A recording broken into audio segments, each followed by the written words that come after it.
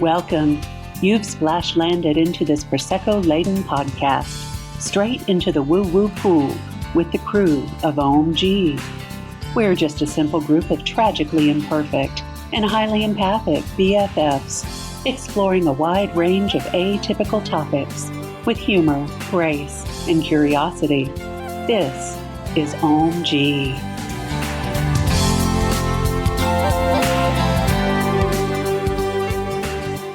Y'all, it has been called the library of all lifetimes. It was referred to in ancient Sanskrit writings. Think of it like the cloud. All information is housed here, past, present, future, all that ever was and all that ever will be. And it is our topic for today, the Akashic Records. Thanks for being here with the crew of Ohm-g, the podcast. Welcome back, y'all. So today we have a special guest. This is Lynn Green joining us. She was also in the episode about the Spirit Circle. Lynn is a super witch of the podcast, and she and I met at a cacao ceremony. I heard somebody say, Brenda Sue. And I was like, who's calling me Brenda Sue? It was cacao. And there she was. And we became fast friends. And here we all are sitting together in another circle. And I'm just so happy that she popped back into my life, orchestrated by Grandma Ruby. And we can tell that story sometime too. But Grandma Ruby brought us all back together again. So Lynn is an amazing energy healer, Reiki teacher, Akashic record reader. Is that an appropriate term? It is. And also she does light language healing and just an overall amazing human being. And she has done Akashic record readings for all of us. So today we are going to discuss our readings, our experience, and talk to her about the Akashic records. And yeah, who wants to take it off? Rosalie, did you want to start? Sure. So I have never had an Akashic reading before, didn't know what to expect. So I just kind of went in with an open mind. And when we started our session, it was it a Facebook call? Audio video thing? But Lynn had just said, oh boy, the ancestors are gathering. And she says they all came running forward all at once. And I'm like, okay. And she says there was hearts everywhere. She says, oh, you were so close to your grandparents. And she says there's like little hearts floating everywhere. But she started off by describing me as a child on the family ranch. And I've never really given everybody a real good descriptive of what the ranch was, but Lynn was describing it to a T. And this ranch is out in the middle of nowhere. And she validated a lot of things through the records about my family's past. And I have always wanted to get a reading about my grandmother. My dad's mom passed when he was 5. So I never knew my grandma Rosalie, who's my namesake. And we've heard the rumors over the year how she passed. So I finally just said, well, I asked Lynn, I said, ask my grandmother how she passed. And she told us. And it was just mind blowing. So I gave this information to my mom, who gave it to my dad. And my dad is the biggest skeptic ever. But he said she described everything that Lynn said about his mom was spot on. And my dad is now a believer. So Hallelujah. It was pretty powerful stuff. So thank you, Lynn, for the reading and for all the wonderful information. There was so much more. I have like 6 pages of notes, but I was just going to lead off with that story. Well, what kind of information did you get about like your past lives? My past lives. Well, she confirmed what I've always had a fascination with aliens as long as I could remember. And she confirmed that I have had lives on alien planets before. No duh. As blues and grays. I was also in a past life a medicine man. I was also a witch, herbalist, burned at the stake. Mm-hmm. Who amongst us? And that has come up before in the past, but with the details that she gave me was really amazing. So the part that I love best about my witch story was that when I was burned at the stake with 3 other women in this village and in Europe somewhere. I did not give them the satisfaction of screaming at the pain that I was in at my death. And then shortly after, the 3 other healers and I were murdered. Basically, that's what it was. When you're burned at the stake, you're murdered. Yep. More than half the village died because there was no more healers. They got rid of us all. And happened. So sweet revenge. You see what you do. Sweet revenge. And Karma, I thought that was, she is one. I just thought that was poetic and wow. Mhm. So Poetic justice. poetic justice. And it's interesting that in that lifetime, you didn't want to scream. You didn't want to give them the satisfaction, because I think you're kind of like that now. Like, Mhm. even if you bother me, I'm not going to let you see it. Yeah. Yeah. Yeah. 100%. That's I think it was all within the last like week and a half, right? That we've all been read. Mhm. Was everybody virtually? Yes. Yeah. Okay. yeah. And it's still like, I feel like sometimes maybe listeners at home can kind of resonate with this. But for me, if I have like an energy healing session or something virtually, I'm like, okay, well, maybe it won't be quite as potent as in person. Right. Oh, Not true with Lynn. Mm-mm. Yeah. I can't speak to everyone and Mhm. everyone's energy healing practices, but Lynn is the real motherfucking deal. And at the beginning of our session on Zoom, something was going on with my audio. It was on my end. It was something with my computer. yeah. And so I switched to my cell phone and we could clear as a bell, everything. You could hear my dogs barking, so I put them out.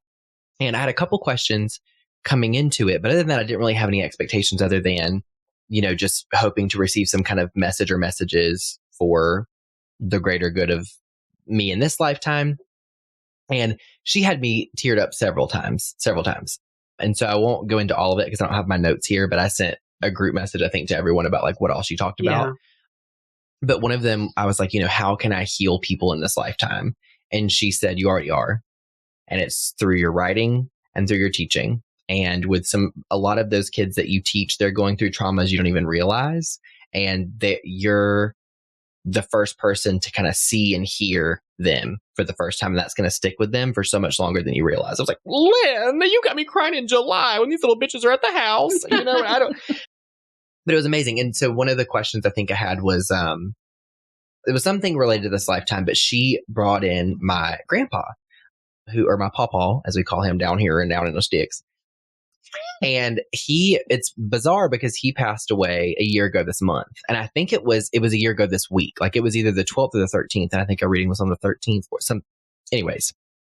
And as awful as it sounds, shout out Pawpaw. Haven't really thought a lot about him or my Nana since they passed, because we didn't really we had a really good relationship in childhood, I thought, but I think it was based on how I performed as a kid and tried to get their acceptance and whatever. And so Lynn's like, has your grandfather passed? I was like, well, one of them has. And she goes, well, I see him putting down a book. It looks like a Bible, and walking away, just shaking his head. And she said, he showed me the brain exploding emoji. Like, just your mind's blown at something.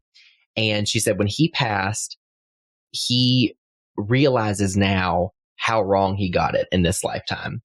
And how there were so many lessons that he was misled on, and he was well intended, but he's putting down a Bible, walking away. And I was like, he was a Baptist preacher. And so it was just like complete cold chills. Like I teared up. And so she was talking about how he wants me to, he's asking for forgiveness for himself for not being accepting, not being understanding, but more importantly, to forgive myself for trying to be someone that I wasn't, for his acceptance and people in the family's acceptance. And she said he's got a lot to learn. And so in the next lifetime, you're going to be his mentor or his leader. Wow. And she says, I see you being his older sister. And I felt it before she said it. I was like, older sister, aunt. There was some kind of like elder female energy.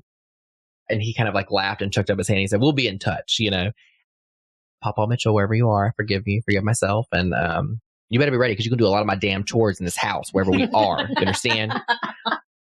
But all jokes aside, I mean, seriously, you're amazing. And one of the things that was really bizarre to me too was she said, mice are coming up. Is a mouse important to you? And I said, well, I've been a Disney fan for forever. I have a little Mickey tattoo on my ankle, like so I can think about it. I said, but recently I've been talking to people who have had experiences with mice, like in their house or at their job or whatever. And so she was like, I don't know, Google mouse medicine whenever we get off the call. And I was like, okay, sure, and I was going to. So we hang up on the Zoom call and I look at my phone, and in this group of people we're sitting with right now, Rosalie's ass texts everybody and says, do y'all know what you're supposed to do with field mice? If you've got too many of them. And I'm like, mice. Feeder mice. Feeder mice. What'd I say? Field. Well, potato. So I'm just kidding. Sorry. Feeder mice. If you have too many, if you're a feed a snake or some larger animal. Sorry, letters from PETA, please. Yes, exactly. PETA, unless you bred. Oh, baby. But anyways, so she, sorry, I'm a little snacky. But so I saw that as we got off the call, I was like, oh my God. And so I just I sent the brain exploding emoji. I'm like, y'all, we just talked about mouse and mice medicine. And Lynn and I both said together, we're both scared of mice. We don't like them. They can be cute, but stay over there, Anyways, I have trampled on for too long, but Lynn, it was an amazing experience. And I hope that some of what we talk about today in this episode really resonates with those at home and can reach out to you to talk about their past lives and Akashic record readings, because it was incredible. It really was. It's so healing to understand where you've been. Yeah. And how those issues have. Sorry, y'all, that's Cooper. Shout out Cooper. He's getting a little scratch in that itch. How those issues follow us through lifetimes, and then to be able to finally let them go. Mm-hmm. Figure out how to cut those karmic contracts and let that stuff go so that we don't have to do it again next time. Yes. This is the last thing I say. I swear to Goddess. Okay. In one of my past lifetimes, I was a lesbian in the 1800s. Yeah, you were, honey. I was. I swear to goodness. Okay. Yes, exactly. You know what I mean? And she... Long skirts and everything. Long skirts and everything. And Lynn literally says, I see you wearing this dress and you're angry. You want so badly to be in pants or in a pantsuit. Sweat. I mean, come on. Come on now. And so anyways, and I just saw, I was like, oh my God, I sense that this masculine, feminine, this perfect integration. I felt everything in my body was yes, I've been this before, And so I text the group, and Camille's ass texts me separately and says, all of your passwords immediately have to be changed to 1800s lesbian. And the A is a little at and the I is, it was just so funny. So you're going to guess that. Yeah, exactly. But I was like, yeah, that makes perfect sense, That's all. It's interesting that you have chosen to come in a alternative, what do you want to call it? Lifestyle. Yeah, sure. I love the sin or hate the sin. Anybody else heard that at home? Oh, I hate that. Good. I know, me too. Yeah. So, yeah, very interesting. I had something else I was going to say, but I don't remember now. Who wants to be next? I'll go next. Okay. So kind of to go off of what Aaron was saying, Lynn brought up that I have not learned my lesson, and that is why I have trust issues, which I have a lot of. That was the mic drop sound. We're all on this earth because we haven't learned our lesson, but you go right ahead. Amen. Right. But that was my, I guess, ongoing thing. I don't know how you want to describe it, but the first thing she kind of brought up was that one of my past lives, I was a gold miner in 1892, and I had a friend that was gold mining with me, and he betrayed me and was stealing my gold and selling it. And then she saw us brawling out on the floor. And so obviously I found out that he was stealing my gold, and I just see a little pot of gold, a coffee mug somewhere, and obviously I found out he was stealing my gold. I saw a cauldron at the end of the rainbow with gold. Right. Sorry, go on. I am my mother's daughter, so I whooped his ass. Yes. And so oh my God, Sorry. you guys. we need to get back on track here. So I guess in many past lives have an ongoing thing with trust issues, and also in this life, lots of trust issues going on. And then I believe there was a whole thing with zippity doodah going on in your head, Lynn. It's interesting because after I do these readings, I don't remember a lot of this, I feel like I'm hearing for the very 1st time, even though I'm the one that said it. So I'm like, oh, that's neat. And I'm like, oh, did I say that? That's because you're channeling, girl. Yeah. Mm-hmm. Yeah. But yeah, you had mentioned like that they were singing Zippity Doo-Dah and there were like lots of birds. And then the next day I walked down the street, like I do dog walking for my job, and there's like lots of murals downtown, and there was like a brand new mural that had just appeared out of nowhere, and it was just a bunch of different birds, like a bunch of different types of birds painted, which was just kind of weird because she was like, the birds are telling you to spread your wings and fly and sing your song. So I thought that was pretty cool. Little synchronicity. Yep.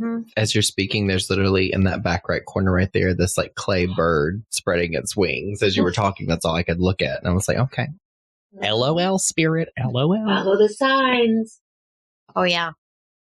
That's really cool. So do you have some good ways to let go of that fear of being hurt or, you know, those trust issues? You have work to do around how to release that so that you don't have to keep repeating that? Mm. Yeah. I mean, I'm in therapy, so. Period. There's thoughts, there's prayers. Lady, I'm doing the work. I'm just doing the work. That's all I can say. I'm just going to do the work. That's exactly right. You know, I had a wonderful session with Lynn yesterday, and there was so much that she said and shared. But the one thing that keeps popping out at me is she kept referring to, there's a folded piece of paper somewhere, and you need to find that, and you need to read it, and you need to let it go. But it's important, this folded piece of paper. Okay. Well, right before my session, I went and grabbed an old notebook and got my pen out so we could talk and I could make all kinds of notes, 4 to 6 pages, like one of you said. Mm-hmm.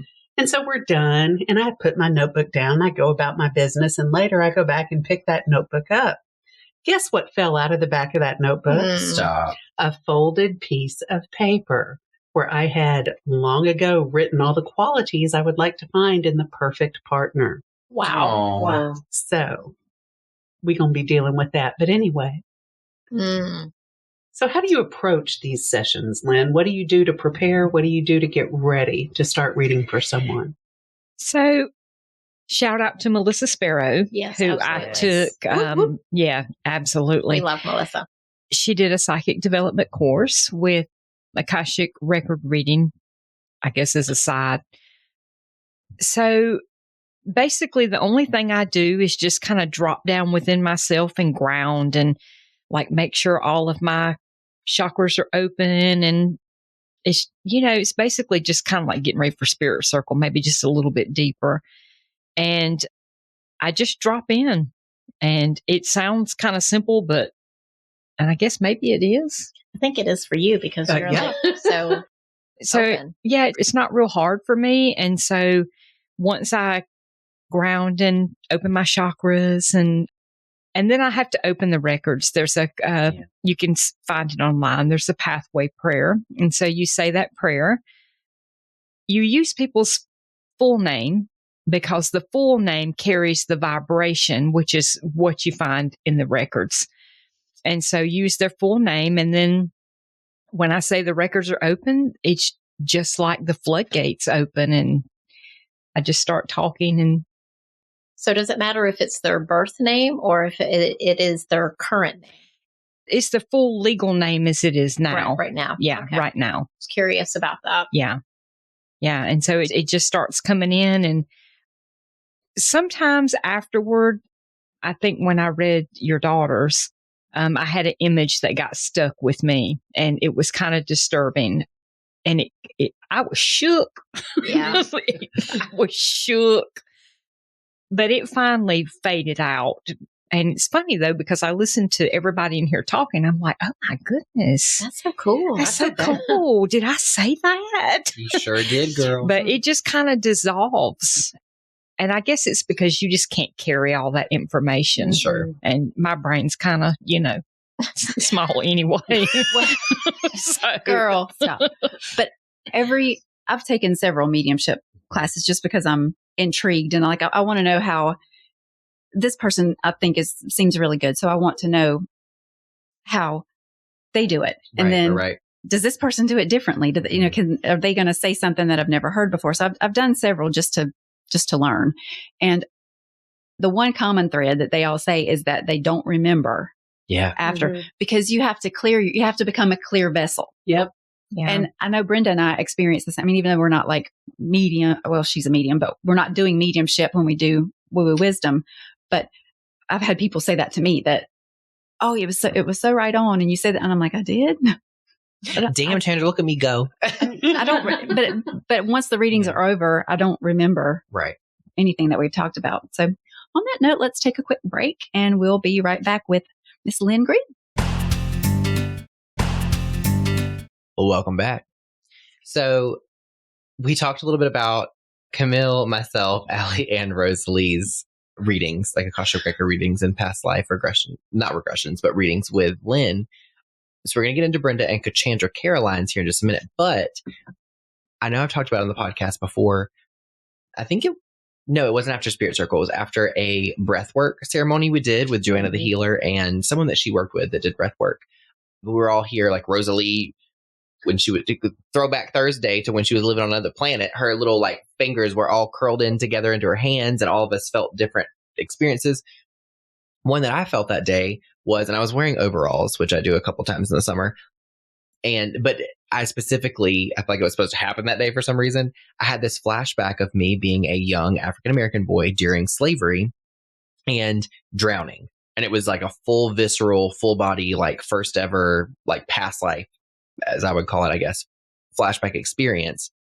And it was really scary. And I was drowning, but it felt accidental. Like it felt like I wasn't committing suicide or I wasn't whatever. Like it felt like it was an accident that I was drowning. And so I one time did a meditation on my own at home and texted Brenda a few hours after it happened. You'll find a pattern. And whenever something pops off intuitively, I'm like, Brenda, is this real or no? And so I texted her and was like, hey, like, I think I found out how we're all connected. And so in this lifetime, my understanding of it was that I was a young slave boy and that my older brother had relations, as it were, and like a love romantic relationship with Brenda. My older brother was obviously Black and Brenda was white. She was the slave owner's daughter. And they conceived a baby out of wedlock that was interracial, which was like a no-no back in the day. And so that baby was Colleen. And so I felt that and text that to her, and she's like, that makes perfect sense, because I've always felt like, yes, she's my aunt. Yes, I'm her nephew, like in this lifetime. But I've always felt like she's an older sister, like that energy, you know, and she's even said before, like, I feel like an older sister, like a caretaker kind of energy, you know, to like make sure I'm okay and safe and whatever. And so I mentioned that to Lynn, and I was like, you know what? And she was like, are you afraid of water? And I was like, okay, fucking call me a book because I'm being read right now, you know? And I was like, I actually love water. Like, I feel very peaceful about it. Like, I love the ocean, lakes, whatever. And I was like, but I tell you what, I won't get in past my knees. And she goes, yep. She said, a lot of your relationship to abundance in this lifetime is related to that one, because everything you said was true. You intuited it. Like, that's exactly what happened. And the slaves at the time had this creek kind of behind like their quarters, basically, or our quarters. And they would fish, but they were not supposed to fish. And so they had all of this like twine and fishing wire kind of underneath the water. And you went to go get fish for your family one afternoon and got caught in all of it, and you drowned accidentally.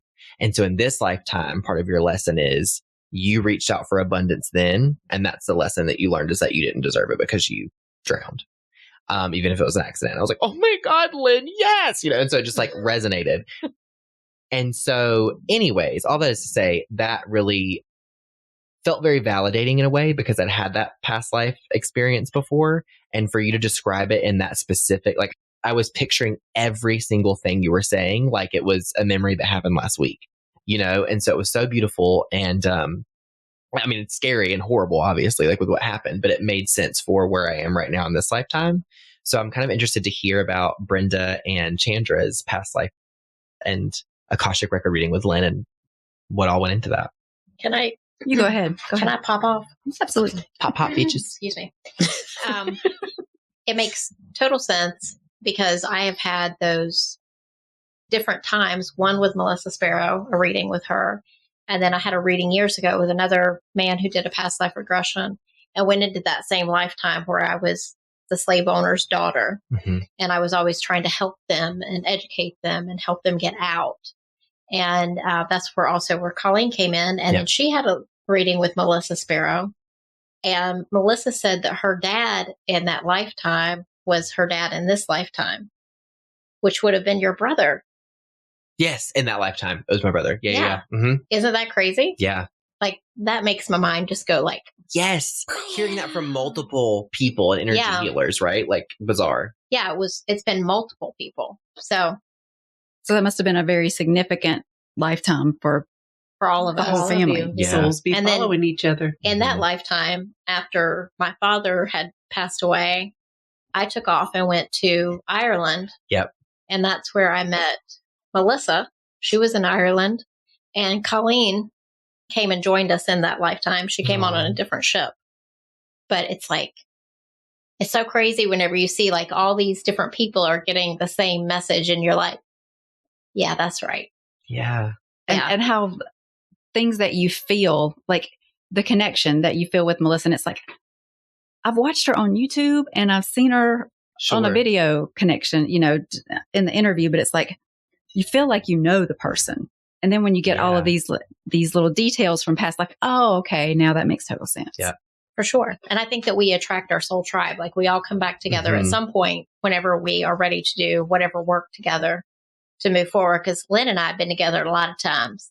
Yeah. And I saw that again today. We've been in many places and many lifetimes doing this witchy work together. So, yeah. So she's my sister from another Mr. Mother, everybody. My sister from another witcher. That's right. So I'll go ahead and share my experience and then I'll let Chandra be the bookend. Okay. So at the beginning of our session, she saw me standing in a swamp of water and I was petrified. And y'all, I am scared to death of going anywhere near a swamp. Like that's like a no-go zone for me. And I wonder if that has anything to do with my Georgia lifetime on the plantation. But she also saw that as me being afraid of like what's next, not be able to see the future, not be able to see what's below my feet. I was wanting to move forward, but paralyzed by the fear. And that's kind of where I am in life. Hashtag patterns. Right. And I've been killed many times in many lifetimes for practicing magic, which I think anybody who's drawn to this stuff has done this through many, many lifetimes. So we probably have experienced very similar things. But I have had a real fear of moving forward.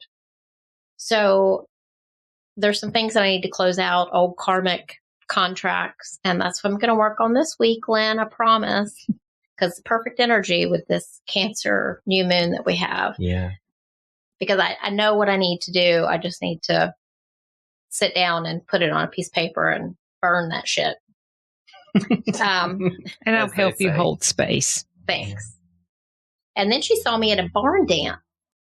I was the farmer's daughter and I was dancing with this guy and he wanted to marry me and I wouldn't marry him.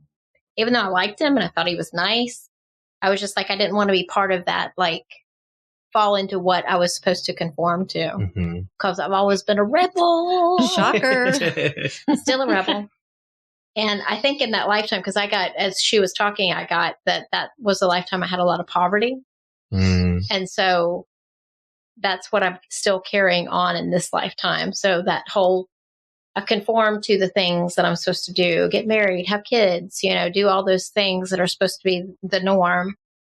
But I'm still experiencing the same thing in a different way. Yeah. And she told me I was a healer of bodies and I need to go deeper with it. Oh, and then we talked about somebody from my past, which this was really trippy. So whenever I was growing up, I was probably 8, 9, 10. My mother had a best friend. Her name was Pat. I'm just going to use her first name. She is long deceased, but this woman was kind of a free spirit, but also kind of kooky. And she lived in a camper truck. She had like a little Toyota pup. You remember those? Were they called pups? Mm. And on the back was a camper shell. And so she lived in that. But before that, she taught me how to play the violin. She lived in a little trailer down the road. This is in this lifetime. Yeah. Like, okay. But this woman was very overbearing with how things should be and how children should behave. And so she would tell my mom how I needed to be disciplined. Oh, God. So I did not like her. Pat, you live in a camper. Shut the fuck up, okay? Like, but Pat drove down through the Everglades all by herself in that little pup. that's badass. Yeah, all by herself for like months. And she would send us cards and collected shells for us and everything. But I remember whenever I was about 11 years old, she got me in trouble with my mama. I probably didn't even do anything that bad because I wasn't that bad of a kid. And I ran away from home. What? I packed up my stripples. Y'all know what stripples are? No. Y'all, they don't call them stripples no more. It's the faking bacon. Oh. It's the vegetarian bacon. Oh, okay. I packed that up in my little backpack. Oh, I was like, is that code for stripper pole? What is that? She put that shit in her suitcase at 11? I Pop did, off, honey. Brenda Sue. Resourceful. Yeah. It was expensive and we didn't usually have it. So I was Sure. like, I'm taking this with me. Oh, yeah. Yeah, I'm taking the vegan bacon. Barter. You understand? It is good for me. And I went down the road to my friend's house and I puffed a tent out in the field with the horses. Oh. And I didn't make it the whole night. I went back home. Did you get through all the bacon? I think I ate it all. Yeah. Well, the bacon's gone. I guess I can go home now. See, I had to potty, so I went home. Right. But that woman always had that. That's my memory of her. And then she came through to like talk to me about my mom and that I was basically going in the right direction and that, you know, she cared about me and all these other things. But it's funny, like, I wonder what perspective we get after we pass if we're willing to be open to the perspective, because I don't think everybody goes into spirit and there's certain, like, suddenly they're enlightened and know what's up. Right. But maybe after some time, people do when the religious stuff goes into the background and they see the truth of the universe and everything that's around us. Not that I know the truth. I'm trying to figure it out. Sure. But I you don't know think what it anybody isn't. knows the truth. You know your own truth Yep. Exactly. For today, Yeah. in this lifetime. for now. Speaking of today, in this lifetime, for now, Kachanja Caroline, what kind of messages did you get from Miss Lynn? Stuff that blew my mind. Mhm. So, to preface this, I know we've talked about this on the podcast before, you know, say the drama for your mama. Sure. My grandmother was a very narcissistic, just mean, hateful person. Toxic. And toxic. So when she passed, I set a boundary with my guides. I said, no access, absolutely none. Her energy does not have access to mine in any way, shape, or form. So in preparation for Lynn's reading, I'm talking with my guides and I'm like, whatever I need for my healing, whatever I need to hear for whatever this block is that I'm feeling that I so desperately want to get rid of, like, let that come through. You have my permission. Guides, give her guides, pull stuff out of the records if you have, like, whatever you have to do, but make sure that she has the information that she needs Right. to clearly help me. Let me get my notes. 7 pages of notes flutter out of her notebook. So Lynn opens her mouth and she says, I see this little woman with white hair and she's tiny and she's walking toward me and she's waving a white flag. Oh. And then she said, was she mean? I'm like, a little bit. And she says, well, she now realizes, quote unquote, what she did to you. And she said, she's showing you that she's surrendering it. And that now that she's on the other side, she, quote, understands. And she said, and she wants you to surrender too. So she was going to hand me the flag.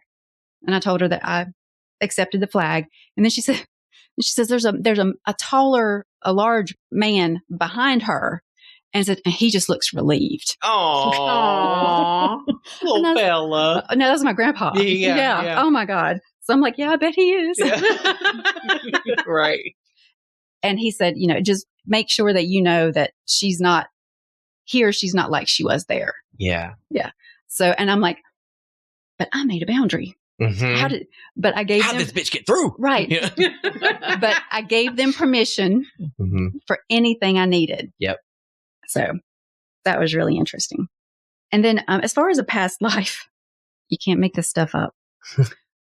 She saw me in a deep green dress standing on a rock over a cliff over the ocean. And I had a wand in my hand that was like a stick. Sister Witch. Yeah. And she says, I was commanding a storm. So I was a storm witch and I was calling it in. And she said, the reason that you were calling it in is because the man that you were involved with betrayed you. And she said, you feel like you were just stabbed through the heart and you're calling the storm to curse him. And then she said, his name started with a D. She said, Drew. And I said, I don't know why I said this, but I said, Dracul. And she said, yes. And I said, okay. So, and she said that is part of my abandonment issue. It's still coming from that lifetime. And so we just started like talking about it, like trying to flesh out like where that happened. And I hope you guys know the name Dracul. That's the family, the Order of the Dragon, which Vlad the Impaler came from. And me feeling like I was stabbed through the heart and I was cursing him. And the connection to dragons in this lifetime. And the connection to dragons in this lifetime. I'm like, shut the front door. I'm done. Did you sink his ship?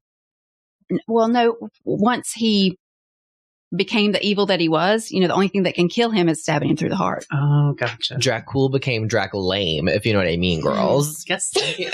So, like, bizarre. It's like you literally can't make this shit up. It's like you said. Like it's like you're listening to it and you're like, okay, that's the truth. That's the capital T objective truth. Like, well, and I was, later on I was thinking about like, that can't be right. Like, there's no way. And then what popped back into my mind is like, well, then how did you know the name? Because you're the one that said the name. Yep. Like she couldn't get the name. I got the name. Right. And I'm like, y'all, stop it. With the chills and everything. Pop, bitches. No doubt. Yeah. This is just fascinating. Lynn's like, I said all that. But then she gave me a lot of good information about my abundance blocks, and a lot of really good instruction and advice for dealing with my mother in this life, because we have a lot of karma, and a lot of it coming from my grandmother. Yeah. So, but yeah, some really, really great advice about that I truly intend to follow. And that was really about it. But I mean, just every word out of the woman's mouth was 100% spot on. Yeah. Every single word. And I don't know that I've ever had a reading like that. And to the detail, I mean, like to give you actual guidance. Like, I mean, a lot of mediums can get impressions of feeling what's going on. Sure. But you don't ever get a lot of like meaningful guidance on here's some things you can do in this lifetime to help. Yes. Rectify the karma or to move forward past this block or whatever. Practical application. Exactly. And she's really good at that. So. And Lynn, I guess my question after we all kind of talked about our readings, like you reading us, Miss Librarian, what could you maybe speak a little bit to? Have you ever had an Akashic Records reading, or what sort of pulled you to this form of channeling and energetic healing and kind of, the short version, I guess, of what was your attraction in the first place? Well, actually, I heard about Melissa Sparrow from the podcast, and I booked a reading with her immediately. And I'd never even heard or never had an Akashic reading until then. And she did mine, and I was just blown away. And I said to a friend of mine, oh my God, I want to do that. Like, I need this in my life. Like, I think I can do this. And so I followed Melissa on Instagram, and I had a healing ceremony with her, and I messaged her after that, and I was like, listen, if you ever teach those classes, sign me up. Yeah. And she did. And so that's how it all came about for me. That's so funny. Like, I love that, the way that we've all like. Yeah. I'm like, and two, how is everybody catching the meaning of this? It's like the synchronicities. So you came across Melissa from another podcast. From another podcast. Mm-hmm. We have her on. That leads to this, which is creating healing for all of us. Yeah. I mean, it's like circular, and it's kind of, it keeps coming back around and coming back around. But the spiral keeps getting bigger. Yes. And bigger. Yeah. And we're drawing more people. Oh my God, y'all, I'm gonna cry. I love it. That sparrow be flying, y'all. Mm-hmm. Yes. In Canada. Isn't that a sparrow in that little that painting over there? That little blue bird is a sparrow. Looks like it. Yeah. Looks like it, yeah. Ooh. I mean, that's like when we talk about this from time to time in episodes, but like when we sat down and we're like, y'all, we've got to share what we've got going on, and like and form a community and let's do a podcast. Like, there has been so much healing and intuitive development with each and every one of us sitting in the circle right now since that happened. And that, in conjunction with like just our conversation today about you finding Melissa on another podcast, us interviewing her, Lynn being mentored by Melissa, and then helping all of us heal. Girl, I'm cool if we don't pop another bottle of Prosecco or make another penny. Do you know what I mean? I mean, it'd be great. Don't get crazy. I was like, wait a minute. I'm just kidding. And Lynn did talk about my abundance issues, and that's something for me to work on. Okay. But truly, I mean, I just think it's so cool how circular it is. Like, how really and truly, like, I feel like in this, I feel so comfortable sitting here with y'all right now. And I feel like, y'all, we've done this for eons and eons and eons. Well, as you were talking, because both of us have our abundance issues. Yes, we do. But like, when you said that, even if we don't earn another penny, but I'm like, what's healing worth to you? Exactly. Like, just the worth of how much lighter I feel and how much better my vibration feels now than it did 4 years ago. Yes. When we met.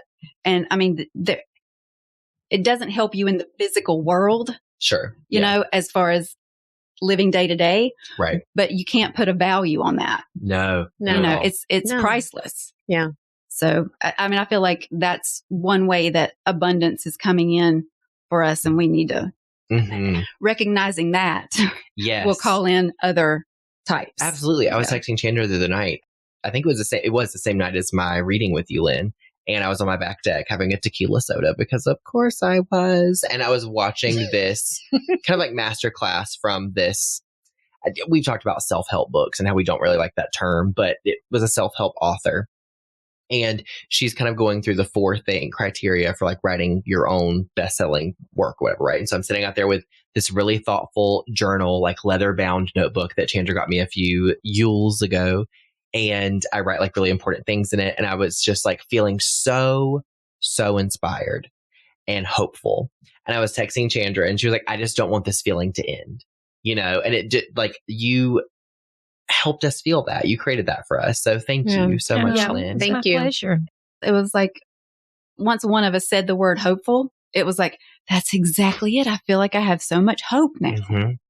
That was all we can say. We can't say enough good stuff about it. It was amazing. It was an amazing experience. Awesome.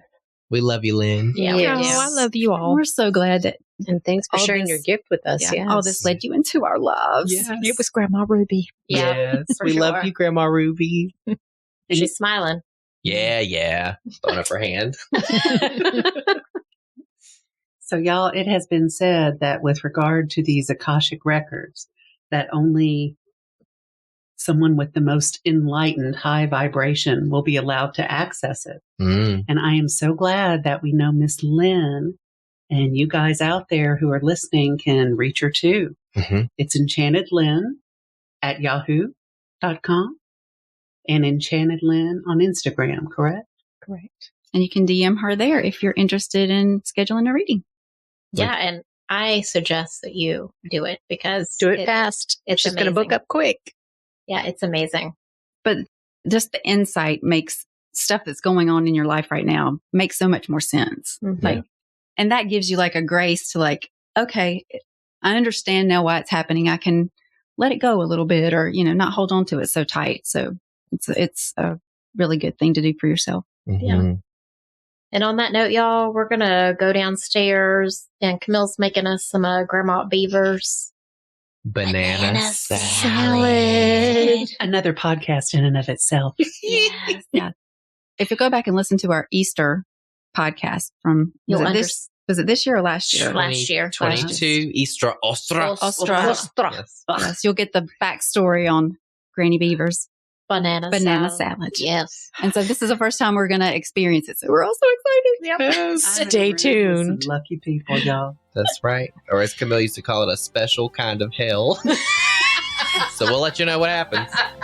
All right. Peace out, y'all. Have a good week. All right. Bye. Until Bye, next guys. time. Bye. Thank you for joining us today. Please follow and subscribe to our podcast on Apple, Stitcher, Spotify, or wherever you get your podcasts, and leave a review. It's so easy to do and such a huge help for us. We appreciate your interactions so much. Want to join us at our table? Make sure to check out our YouTube channel and join our Facebook community. If you've enjoyed this content and wish to support us, take a look at our Patreon page. All information and links will be in our podcast description. Catch you next time.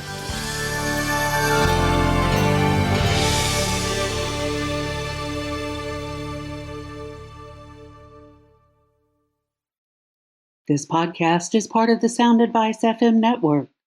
Sound Advice FM. Women's voices amplified.